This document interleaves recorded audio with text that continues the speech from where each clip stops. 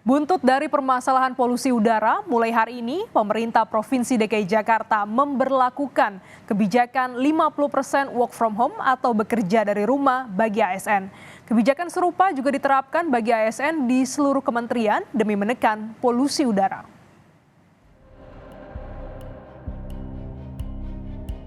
Guna menekan polusi udara di ibu kota, pemerintah Provinsi DKI Jakarta memberlakukan kebijakan 50% work from home atau bekerja dari rumah bagi para aparatur sipil negara.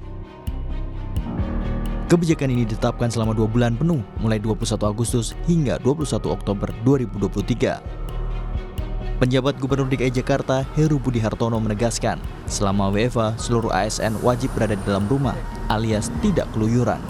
Pengawasan terhadap ASN yang WFH juga akan dilakukan secara ketat.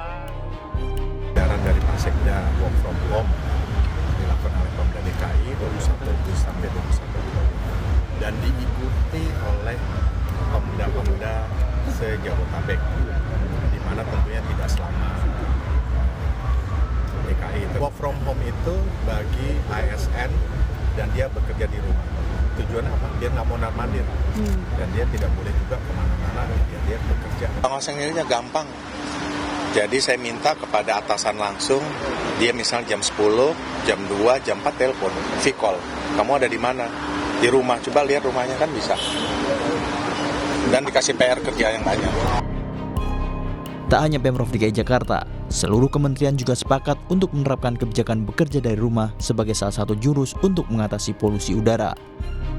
Rapat dengan Pak Menko Marinvest, salah satu rekomendasinya kita bersama-sama ya dengan seluruh kementerian sepakat untuk work from home. Ini lagi kita bahas di Menpan RB, Pak. Menpan RB nanti dikeluarkan. Jadi ini akan efektif dan juga mungkin akan dilakukan pengkondisian cuaca ya, tanggal 19 sampai tanggal 21 ini. Yang menjadi pertanyaannya adalah, apakah kebijakan WFH bagi ASN efektif untuk mengurangi polusi udara? Pengamat kebijakan publik dari Universitas Trisakti, Trubus Rahardiansyah menilai, penerapan bekerja dari rumah bagi ASN di Jakarta tidak cukup untuk menekan polusi udara, sebab mobilitas karyawan swasta di Jakarta juga tinggi. Selain itu, polusi udara juga disumbangkan oleh industri PLTU serta pembakaran sampah oleh masyarakat. Kebijakan WFH itu kan menurut saya tidak tepat juga kebijakan itu, karena itu hanya menyasar pada ASN. Sementara yang bermobilitas di Jakarta ini adalah tidak hanya ASN tapi juga banyak non-ASN karyawan swasta. Pemerintah sendiri ada terlalu simplistis berpikirnya gitu loh, Pak, kebijakannya. Kenapa? Karena seolah-olah bahwa polusi itu berasal dari moda transportasi.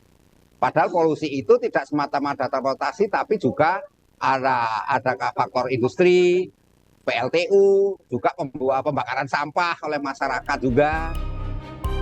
Trubus menyatakan, pemerintah sebaiknya mengoptimalkan uji emisi kendaraan bermotor serta aturan soal pembatasan usia kendaraan sebagai salah satu solusi untuk meredam polusi udara.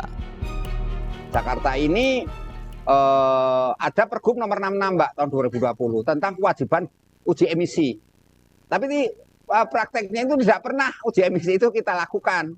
Adalah parsial ya, sebagian-sebagian saja gitu. Tidak ada keseruan serius untuk lakukan uji emisi. Padahal dalam uji emisi itu ya tentu memang ada penolakan dari masyarakat. Uji emisi itu kenapa pemerintah juga ragu-ragu, takut juga gitu, karena masyarakat banyak yang istilahnya komplain. Kenapa? Karena kalau uji emisi berarti harus ada kebijakan lanjutan, yaitu pembatasan usia kendaraan. Di sisi lain, Kementerian Energi dan Sumber Daya Mineral mendorong penggunaan transportasi ramah lingkungan seperti motor listrik. Hal itu diyakini dapat mengurangi emisi gas rumah kaca serta polusi udara di Jabodetabek yang belakangan ini jadi sorotan. Untuk menarik minat masyarakat agar beralih ke motor listrik, Kementerian ESDM berencana menaikkan subsidi konversi atau modif motor listrik dari 7 juta menjadi 10 juta rupiah. Dan terus kita lagi, ini karena program besar, kita juga lagi menangani value chain ya Pak, kita lagi menangani part-partnya segala macam, mudah-mudahan bisa cepat, tapi target kita 50.000 masih cukup yakin kita akan mencapai di tahun ini gitu kan. Kita lagi cari akan melakukan upaya percepatan. Ya. Buruknya kualitas udara di Jakarta harus ditangani segera. Pemerintah harus memberikan solusi yang tepat dan cepat karena dampak pencemaran udara sangat berbahaya bagi kesehatan. Tim Liputan, Kompas TV.